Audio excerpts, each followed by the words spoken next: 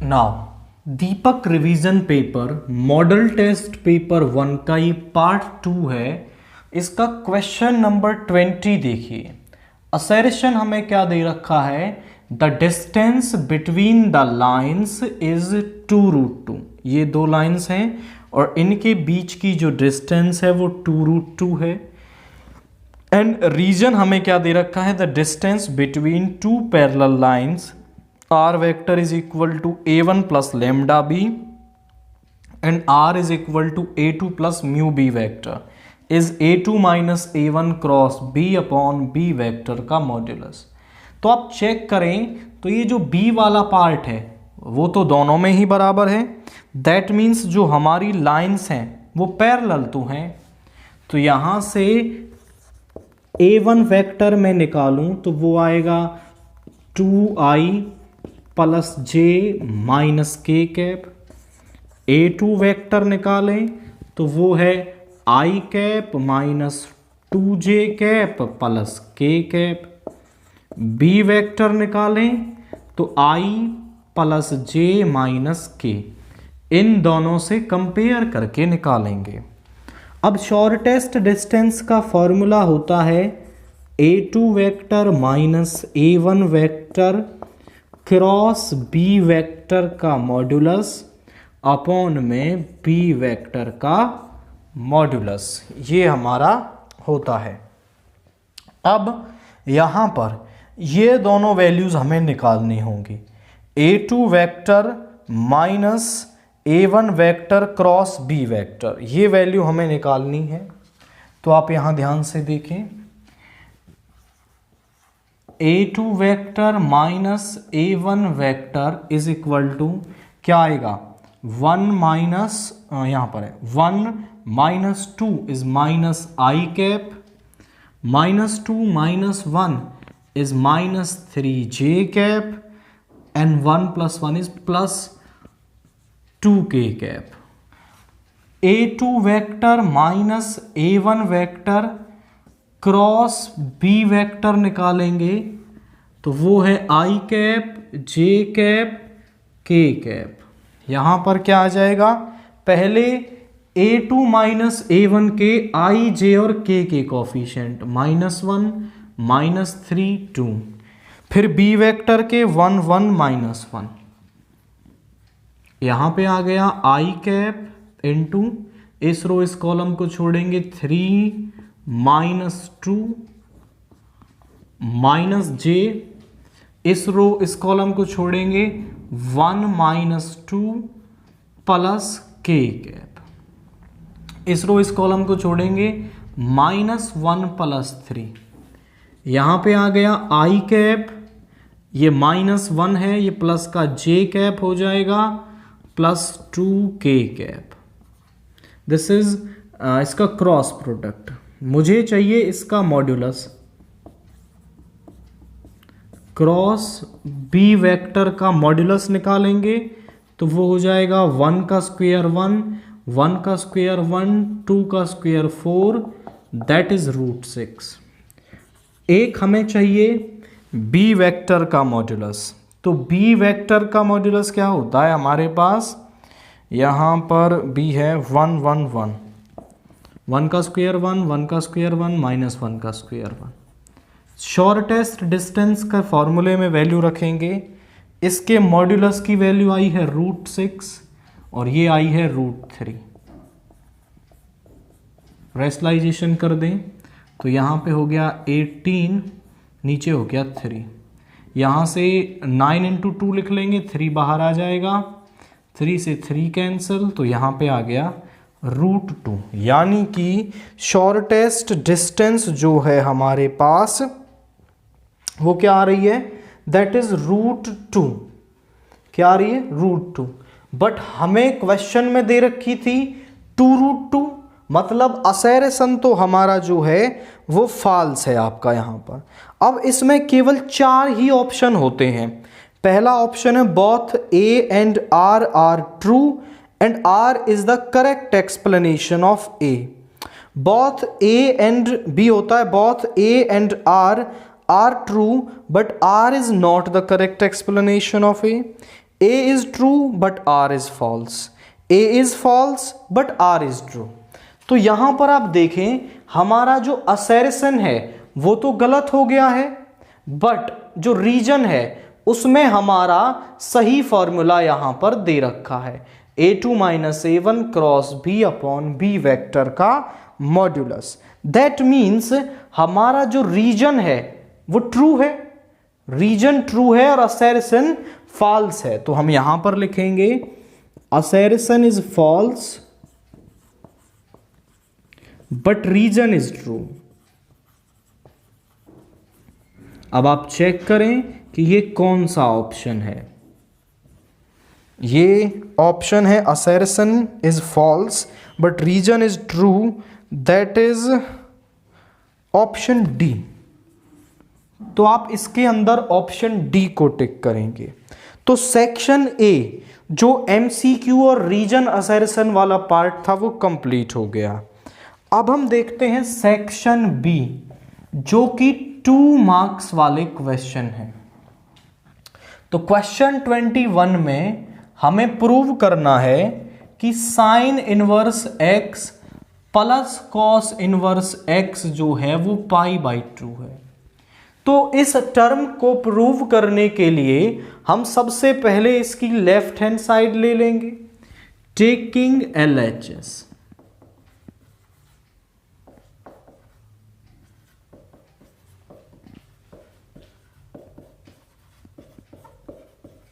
और यहां पर x को पुट कर देंगे साइन थीटा। तो यहां पे हो जाएगा sine inverse sine theta plus cos inverse sine theta. Sine inverse से साइन तो कैंसिल हो जाएगा, यहां बचेगा थीटा, बट कॉस इनवर्स से साइन कैंसिल नहीं होगा। तो कॉस को हम साइन में ब्रेक कर सकते हैं। कैसे भाई? साइन थीटा को हम लिख सकते हैं कॉस π/2 माइनस थीटा, और अब कॉस इनवर्स से कॉस हट जाएगा, यहां बचेगा π/2 माइनस थीटा। थीटा से थीटा कैंसिल हो गया, that is equal to π/2 and which is our right hand side. तो केवल लेफ्ट हैंड साइड में x को साइन थीटा पुट करते ही हमें क्या मिल जाएगी? हमारी राइट हैंड साइड यहां पर मिल जाएगी। नाउ क्वेश्चन 21 के और वाला पार्ट देखिए। Write the function in the simplest form. हमें एक फंक्शन दे रखा है that is tan inverse into cos x minus sine x upon cos x plus sine x। इसको हमें क्या करना है? सिंपलेस्ट फॉर्म में लिखना है। तो इसको सिंपलेस्ट फॉर्म में लिखने के लिए हम क्या करते हैं, यहां पर न्यूमरेटर और डेनोमिनेटर दोनों को cos x से डिवाइड कर देते हैं। Dividing numerator and denominator by cos x। तो यहां पे क्या आ जाएगा? tan inverse into cos x minus sine x upon cos x, cos x plus sine x upon cos x। अब देखो cos x से cos x कैंसिल होके यही टर्म बन जाएगी, तो हम ऐसे डिवाइड कर सकते हैं। अब cos x को इन दोनों के अपॉन में लिखेंगे, तो यहां पे क्या बन जाएगा? cos x upon cos x is 1, sin x upon cos x is tan x। यहां पे 1 प्लस tan x, और ये क्या होता है? हमारा फॉर्मूला होता है किसका? tan π/4 माइनस x का। tan इनवर्स से tan कैंसिल हो गया, यहां पे बचा π/4 माइनस x। आप यहां पे बता सकते हैं कि 1 minus tan x upon 1 plus tan x जो है ना, वो tan π/4 माइनस x का फॉर्मूला होता है। तो यहाँ पर tan इनवर्स से tan कैंसिल हो गया और ये टर्म आ गई सिंप्लीफाइड फॉर्म में π/4 माइनस एक्स। इसके बाद क्वेश्चन 22 देखिए, find the value of k for which the function f(x) is continuous at x is equal to 0। k की वैल्यू निकालनी है जब हमारा ये जो फंक्शन है वो कंटिन्यूअस है at x is equal to 0। 1 minus cos 2x upon 2x square x is not equal to 0, k when x is equal to 0। तो आप समझे कि ये कंटिन्यूअस दे रखा है at x is equal to 0। जब हमारे पास LHL बराबर होता है RHL के और फंक्शन की वैल्यू उस पॉइंट पर ये तीनों बराबर होते हैं, तब हमारा कोई फंक्शन कंटिन्यूअस होता है। अगर वो कंटिन्यूअस दे रखा है तो इन तीनों की जो वैल्यू है वो इक्वल होगी और फिर वहीं से हम k को निकालेंगे।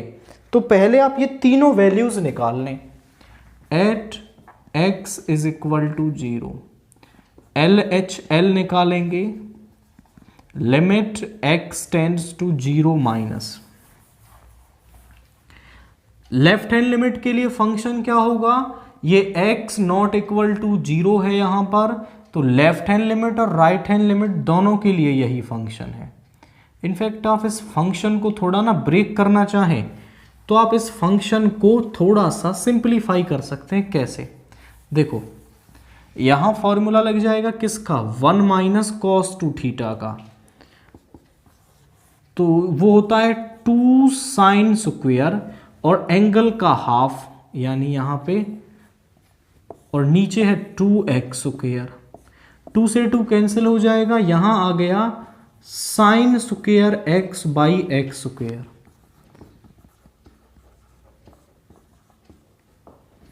And x is not equal to 0, k when x is equal to 0। यहां 1 माइनस कॉस 2 थीटा का फॉर्मूला लगाया जो 2 साइन स्क्वायर थीटा के बराबर होता है। अब निकालते हैं at x is equal to 0 left hand limit. Left hand limit पर फंक्शन यही है, यहां पर हम x को पुट कर देंगे 0 minus h as h tends to 0। तो यहां पर क्या हो जाएगा, limit h tends to 0 sine 0 minus h upon 0 minus h का स्क्वायर, और इसे हम कंप्लीट का स्क्वायर भी लिख सकते हैं क्योंकि यहां 0 माइनस h रख लिया हमने। अब limit h tends to 0, sine minus theta बराबर होता है माइनस साइन थीटा के, एंगल h है, माइनस h का स्क्वायर हो गया h स्क्वायर, और ऊपर है इस कंप्लीट का स्क्वायर तो पॉजिटिव बन जाएगा। This is sine h by h, complete का स्क्वायर लिख सकते हैं। इसका भी स्क्वायर है, इसका भी स्क्वायर है, और ये पूरा है 1। और हम जानते हैं limit x tends to 0 sine x upon x जो है वो 1 के बराबर होता है। तो ये हमने प्रॉपर्टी यहां यूज कर ली, इसकी वैल्यू आ गई 1। अब हम निकालते हैं RHL। तो RHL क्या होगी, limit x tends to 0 plus, और उसके लिए भी फंक्शन यही होगा sine square x by x square. Put x is equal to 0 plus h as h tends to 0। यहां आ गया limit h tends to 0 sine 0 plus h का स्क्वायर, और नीचे 0 प्लस h का स्क्वायर। इसको मैं ऐसा भी लिख सकता हूं, limit h tends to 0 sine h by h का square that is equal to 1, क्योंकि ये प्रॉपर्टी हमने अभी देखी कि limit x tends to 0 sine x by x जो है वो 1 होता है, और फिर 1 का स्क्वायर भी 1 होगा। अब हम फंक्शन की वैल्यू निकालते हैं एट 0, वो है k। तीनों वैल्यूज हमने निकाल ली। अब हम बोलेंगे since the function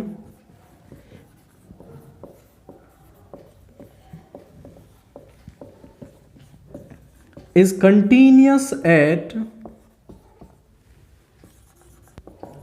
x is equal to 0, therefore LHL is equal to RHL is equal to F0। तो LHL बराबर होगी RHL के, वो बराबर होगी F0 के। तो यहां से तीनों वैल्यूज रख दें, तो यहां से जो k की वैल्यू है वो क्या आ गई हमारे पास, 1 आ गई। तो एक ही कंसेप्ट हमें यूज करना है यहां पर कि LHL, RHL और फंक्शन की वैल्यू उस पॉइंट पर बराबर होती हैं। इसके बाद क्वेश्चन 23, fx दे रखा है -2x + 5 और वो कह रहा है strictly decreasing on r without using derivative show that.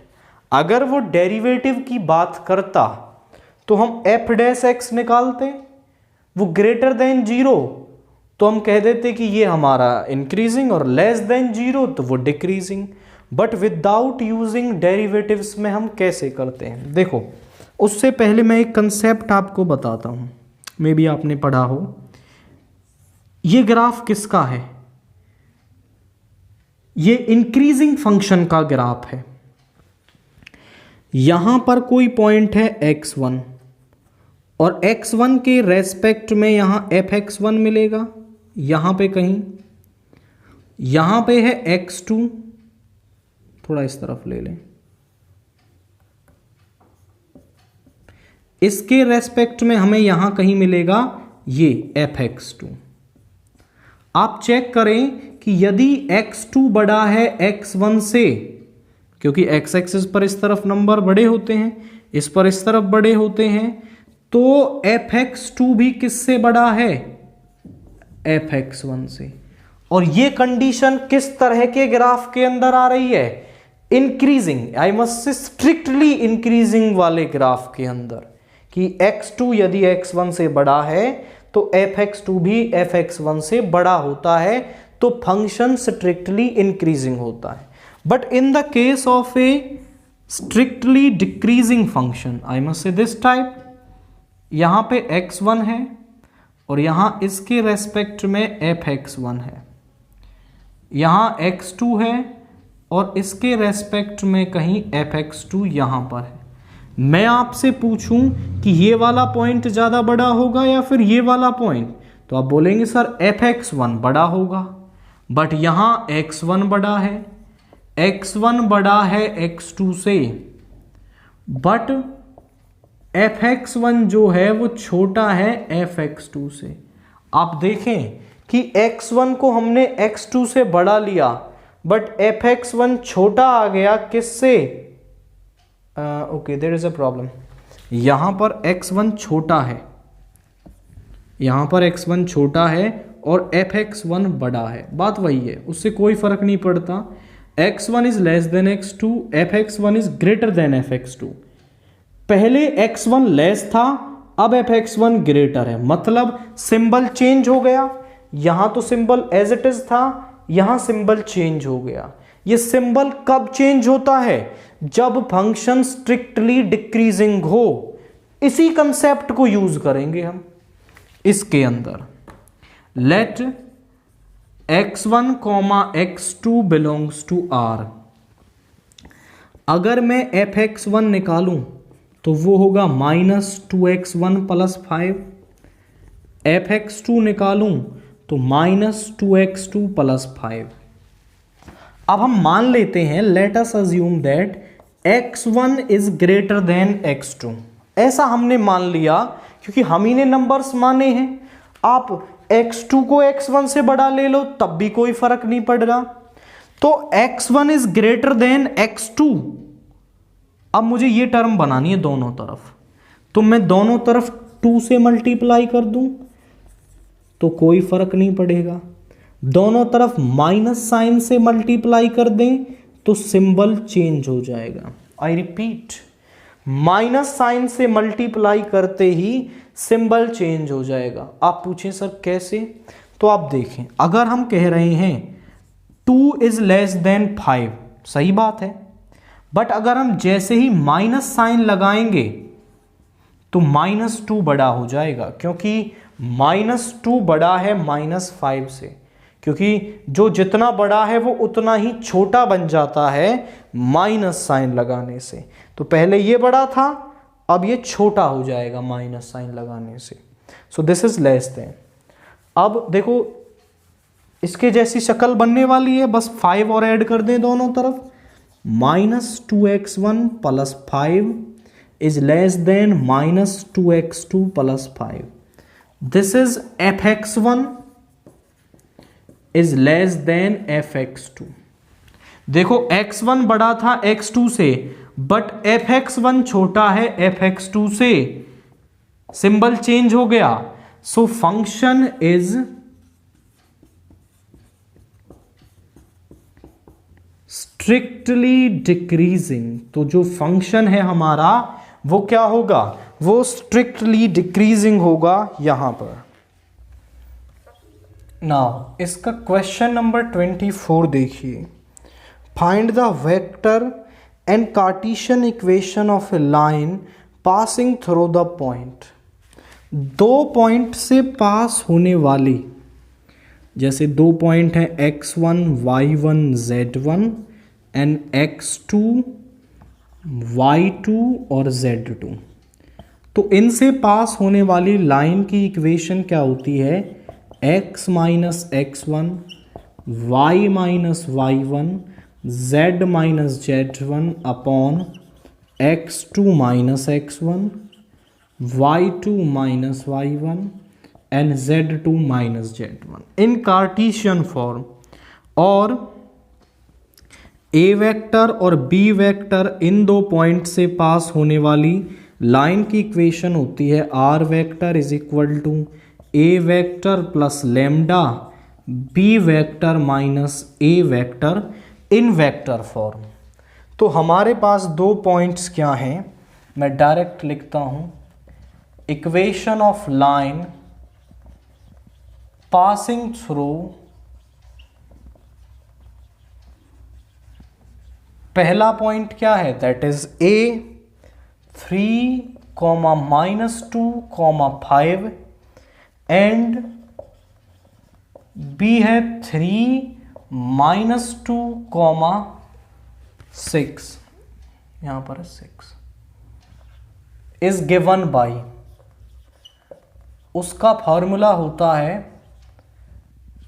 x minus x1 y minus y1 z minus z1 upon x2 minus x1 y2 minus y1 z2 minus z1। x minus x1 यानी x minus 3, y minus of -2, z यहां पर -5 है, z minus of -5, यहां पर है आपका 3 minus 3, -2 minus of -2, यहाँ पर है 6 माइनस ऑफ -5, यहाँ हो जाएगा x minus 3/0, y plus 2/0, z plus 5/11। आप बोले सर यहाँ डेनोमिनेटर में 0 आ गया, तो ये डेनोमिनेटर में 0 नहीं है, ये 0 0 जो है वो लाइन के डायरेक्शन रेशियोज हैं जो गिवन लाइन के पैरेलल है। अब इन वेक्टर फॉर्म आप डायरेक्ट कन्वर्ट कर सकते हो। इन वेक्टर फॉर्म क्या हो जाएगी? आप यहां से देखें, 3 i cap -2 j cap -5 k cap plus lambda 0 i cap 0 j cap plus 11 k cap. या फिर आप पोजीशन वेक्टर ऑफ ए लिख लें,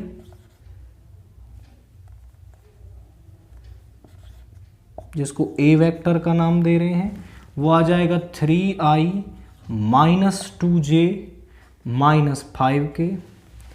पोजीशन वेक्टर ऑफ बी, जिसको बी वेक्टर का नाम दे रहे हैं, 3i cap minus 2j cap plus 6k cap. अब ये फॉर्मूला लगाएंगे हम वेक्टर फॉर्म वाला। सो इक्वेशन इज, वो हो जाएगी आर वेक्टर, ए वेक्टर को लिख दो 3i माइनस 2j माइनस 5k प्लस लेमडा।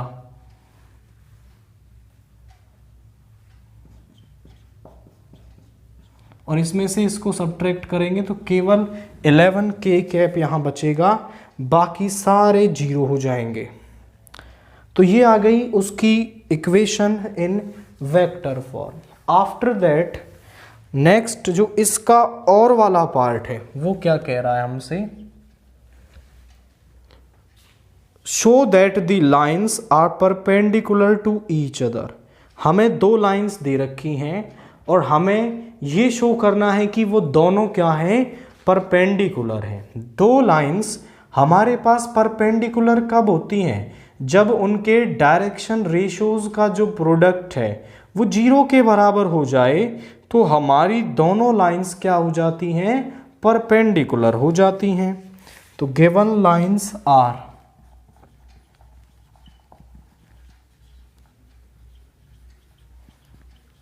पहली लाइन है x minus 5/7 y plus 2/-5 z/1, this is 1। दूसरा है x/1 is equal to y/2 z/3, this is equation 2। Now direction ratios of line 1 वो क्या है, 7 माइनस 5 1। डीआरस ऑफ लाइन 2 वो क्या है, 1 2 3। अब हम निकालेंगे a1 a2 plus b1 b2 plus c1 c2, जहां पर a1 b1 c1 a2 b2 c2 lines के डायरेक्शन रेशियोज हैं। 7 into 1 is 7, minus 5 into 2 is 10 and 1 plus 3 is 3। यहां पे आ गया 10 minus 10 that is 0। So given lines are perpendicular. तो हमारी जो गिवन लाइंस हैं वो क्या है, हमारी परपेंडिकुलर हैं। तो केवल डायरेक्शन रेशियोज के प्रोडक्ट का सम चेक करें, अगर वो जीरो है तो लाइंस परपेंडिकुलर होंगी। इसके बाद क्वेश्चन नंबर 25 देखिए। If A vector and B vector be unit vectors such that, A vector और बी वेक्टर यूनिट वेक्टर्स हैं और हमें एक कंडीशन दे रखी है, modulus of A vector plus B vector is equal to √3, then find the value of A vector dot B vector. So this is question 25। हमें दो वेक्टर्स यूनिट वेक्टर दे रखे हैं। यूनिट वेक्टर कौन से वेक्टर, जिनका जो मॉड्यूलस है वो 1 होता है, और एक और कंडीशन दे रखी है कि A vector plus B vector का मॉड्यूलस √3 है। तो निकालना है A vector dot B vector. हम जानते हैं यदि A vector dot A vector लिखें तो वो होता है ए वेक्टर के मॉड्यूलस का स्क्वायर। दोनों तरफ स्क्वायर कर लें, A vector plus B vector के मॉड्यूलस का square is equal to 3। Modulus का स्क्वायर है, मैं इसको ऐसा लिख सकता हूं,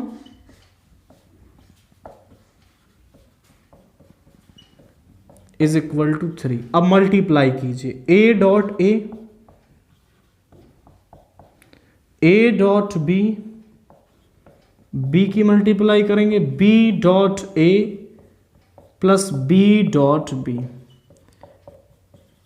ए वेक्टर के मॉडुलस का square A dot B dot A बराबर होते हैं बी वेक्टर के मॉडुलस का स्क्वायर इज इक्वल टू 3। क्योंकि वो यूनिट वेक्टर है तो 1 का square 1 twice of A dot B plus 1 is equal to 3। दोनों को इधर ले जाएंगे तो ये 2 बन जाएगा, 2 मल्टीप्लाई में इधर आके डिवाइड में A dot B is 1/2। So A dot V की वैल्यू क्या है 1/2 है। तो केवल इस कंसेप्ट को यूज करके आप ए डॉट बी निकाल सकते हैं। अब सेक्शन सी का क्वेश्चन 26 देखिए, जो इंटीग्रेशन से दे रखा है x square upon x square plus 6x plus 12 dx।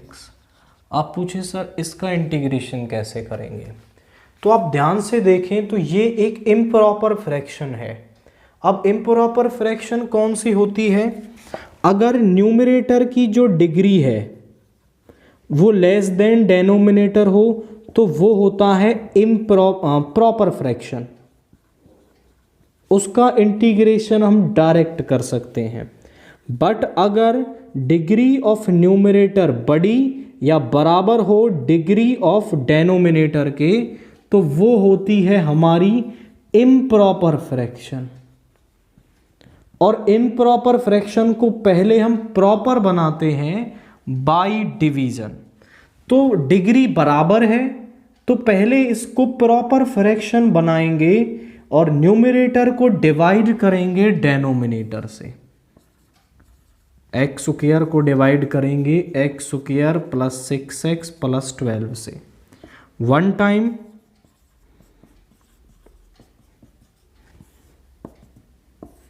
-6x minus 12 या -6x प्लस 12। अब इस फ्रैक्शन को हम लिख सकते हैं 1 माइनस ले लिया है common 6x plus 12 upon x square plus 6x plus 12 dx। अब 1 का इंटीग्रेशन तो इजीली हो जाएगा x minus 6x plus 12 upon x square plus 6x plus 12 dx। आप ध्यान से देखें तो इसके फैक्टर नहीं किए जा सकते इस वाली इक्वेशन के। अब अगर इसके फैक्टर नहीं हो सकते तो हम इसको एक मेथड से सॉल्व करते हैं। इसको मान लो x माइनस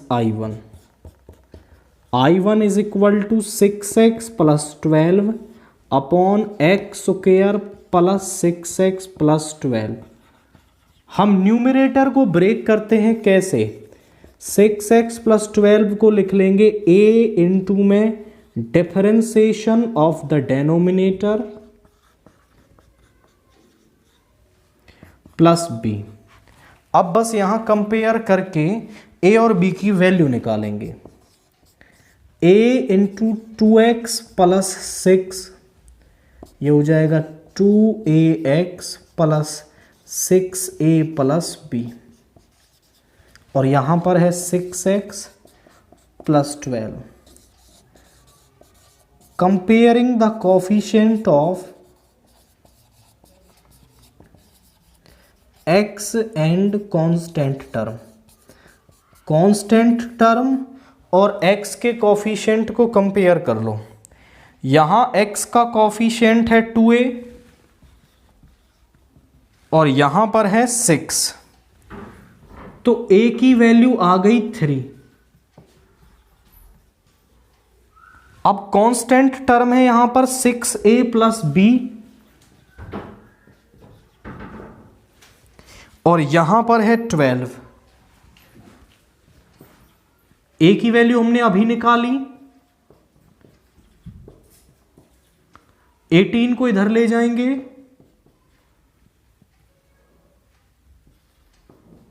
-6, तो b की वैल्यू क्या आ गई -6।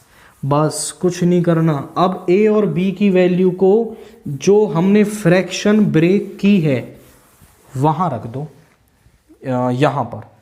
दिस 6x + 12, तो 6x + 12 को हम ऐसे लिख सकते हैं 3 × 2x + 6, प्लस या माइनस लिख लें, -6। तो I1 में 6x + 12 की वैल्यू रख दो, तो यहां I1 बन जाएगा 3 × 2x + 6 -6/x² + 6x + 12 dx। एक बार इसको इसके अपॉन में, एक बार इसको इसके अपॉन में।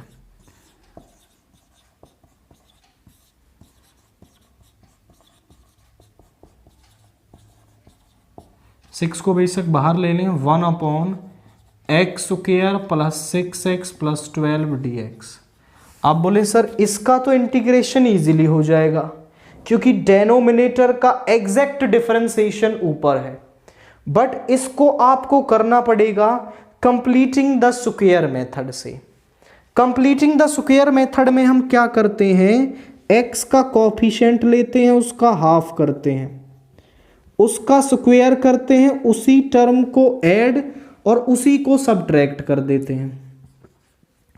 तो देखो कैसे, यहां पर 3 × log में आ जाएगा x² + 6x + 12 -6 x² + 6x।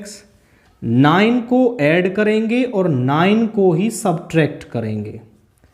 और ये क्यों हुआ है, अगर फंक्शन नीचे हो और उसका डिफरेंशिएशन ऊपर हो तो इसका इंटीग्रेशन होता है log f(x + c). ये फार्मूला है डायरेक्ट, तो इसका तो डायरेक्ट हो गया। यहां चेक कर लो, 3 log x² + 6x + 12 -6, ये इसको 3 का स्क्वायर लिख लें 9 को, तो a² + b² + 2ab, यानी a + b का होल स्क्वायर। यहां बचेगा 3, उस 3 को लिख सकते हैं √3 का स्क्वायर dx। 1/x² + a², इसका फार्मूला क्या होता है हमारे पास, 3 log x² + 6x + 12 -6, ये होता है 1/a, a यानी √3 tan इनवर्स। x का काम क्या कर रही है, पूरा x + 3 काम कर रहा है, बाई a और प्लस में c। आप लिख सकते हैं 1/x² + a² = 1/a tan inverse x/a + c।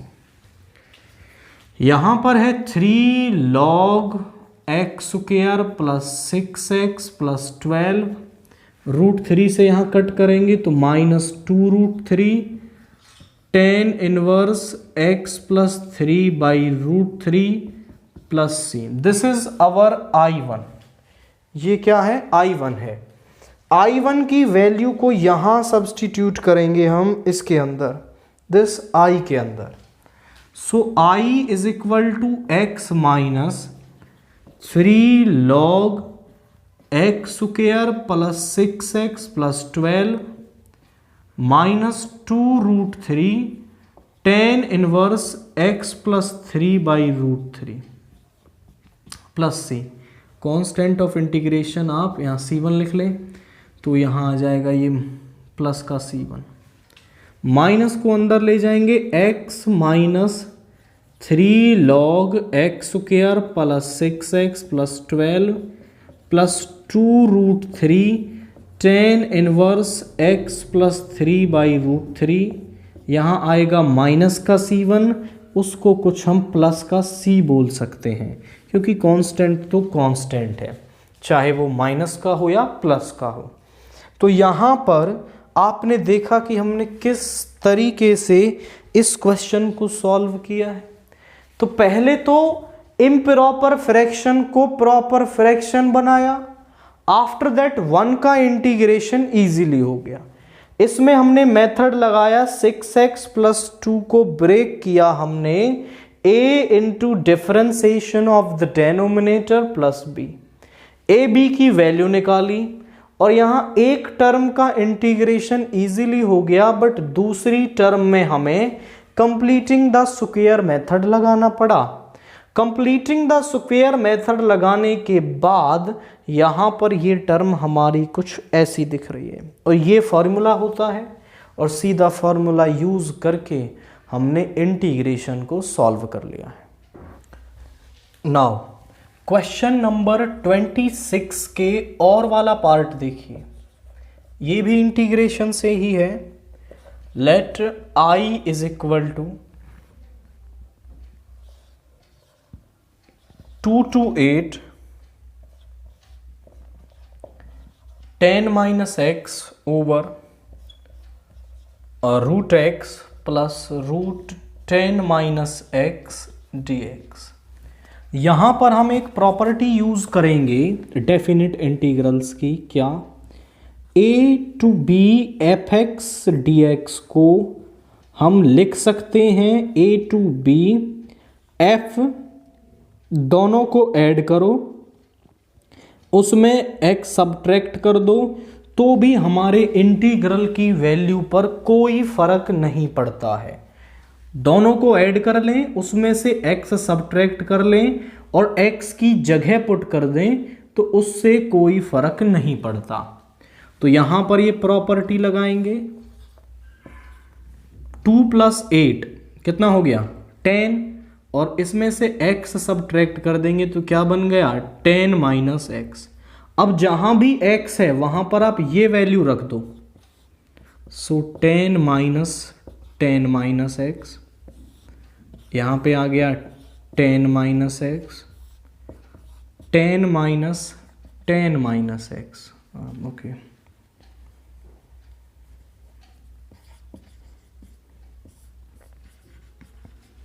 Minus sign को अंदर ले जाएंगे,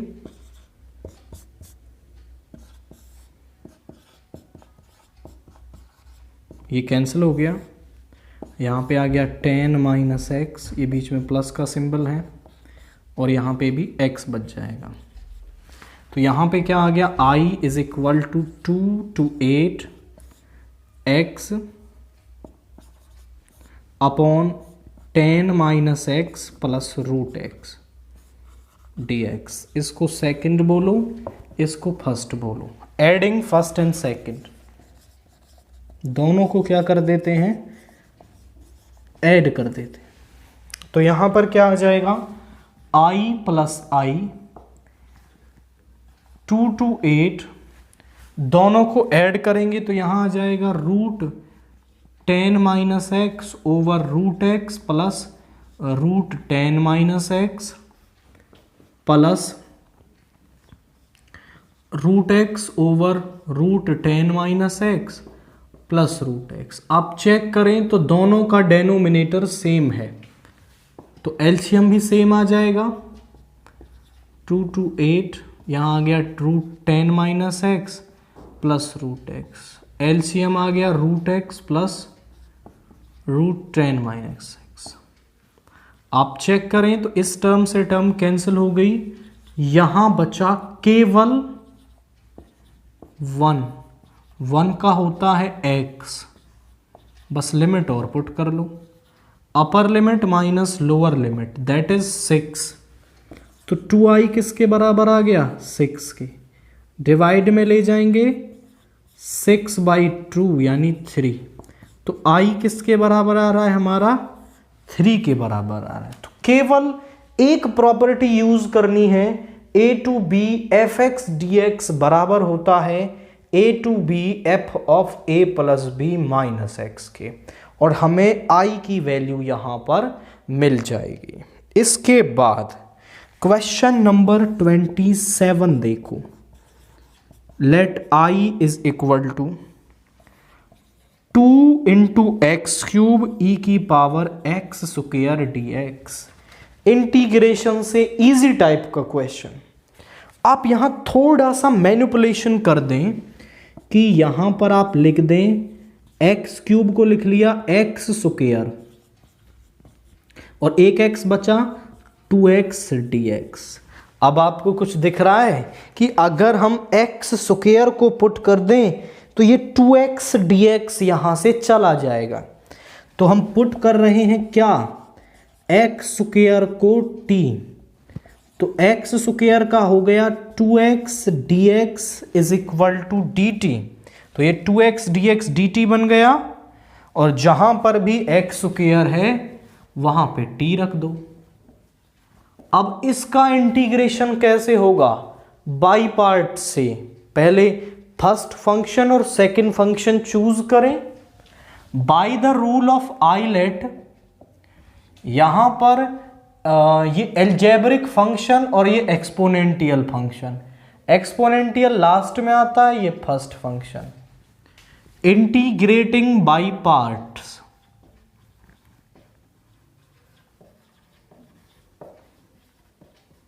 क्या होगा, फर्स्ट फंक्शन सेम, सेकंड का इंटीग्रेशन माइनस फर्स्ट का डिफरेंशिएशन, सेकंड का इंटीग्रेशन और फिर जो टोटल में टर्म मिलेगी उसका इंटीग्रेशन।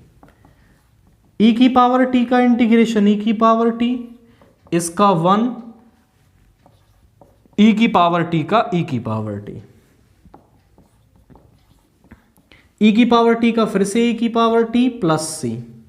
तो t की वैल्यू रखेंगे तो एक्स स्क्वायर डॉट e की power x square minus e की power x square plus c। यहां पर ये क्या आ रही है हमारे पास, इस इंटीग्रेशन की वैल्यू आ रही है। तो केवल एक्स स्क्वायर को पुट करना है और सारी वैल्यूज सिंप्लीफाई होके हमें मिल जाएंगी। क्वेश्चन नंबर 28 देखिए, इंटीग्रेशन से बहुत सारे क्वेश्चन दे रखे हैं इसके अंदर। पाई बाई 6 टू पाई, यहां पर है sign x plus cos x और नीचे है रूट साइन 2x dx। देखो इस क्वेश्चन को डायरेक्टली सॉल्व नहीं किया जा सकता है। आप देखो नीचे साइन 2x है तो मुझे इसमें थोड़ा सा दिमाग लगाना होगा कि अगर नीचे से हमें कहीं से sine x minus cos x मिल जाए तो हम इसको पुट करेंगे तो साइन एक्स का हो जाएगा कॉस एक्स का माइनस साइन एक्स और ये बन जाएगा dx is equal to dt। तो ऊपर वाली टर्म यहां से चली जाएगी तो हमें डेनोमिनेटर में कहीं से sine x minus cos x लेके आना है। तो उसके लिए हमें थोड़ा सा यहां पर ये कह सकते हैं कि इम्प्लीकेशन या ट्रिक लगानी होगी, थोड़ा दिमाग लगाना यहां पर होगा हमें।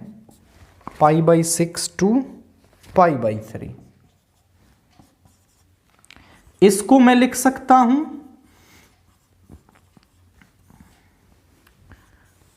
1 प्लस 1 माइनस, 1 को प्लस कर दिया 1 को माइनस कर दिया, दोनों में से माइनस कॉमन ले लें,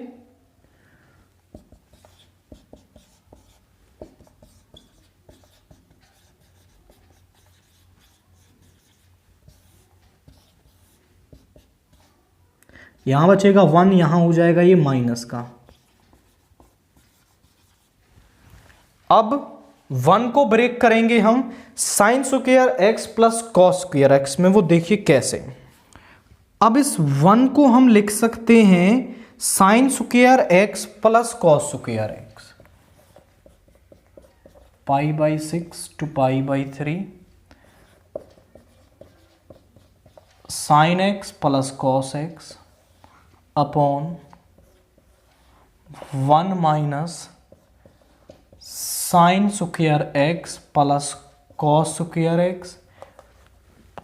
इस क्योंकि 1 जो है वो sine square x plus cos square x होता है और इसमें साइन 2x का फॉर्मूला लगाएंगे 2 साइन एक्स कॉस एक्स और ऊपर है dx। a square plus b square minus 2ab, तो इसको हम लिख सकते हैं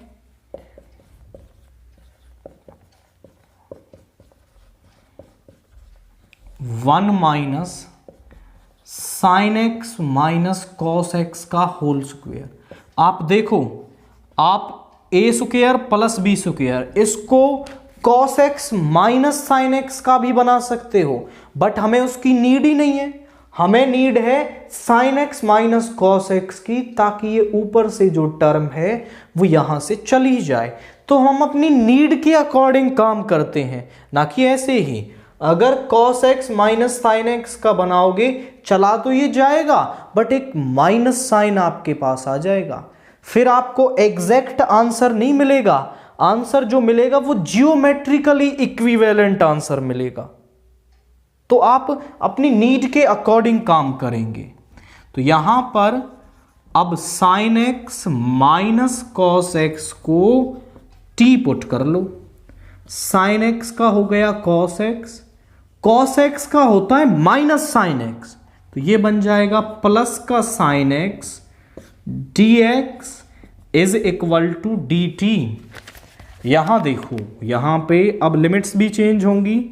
when x is pi by 6, तो sine pi by 6 minus cos pi by 6, यानी साइन 30 जो है हमारा वो होता है 1/2 और cos 30 होता है √3/2, यानी कि 1 माइनस √3/2।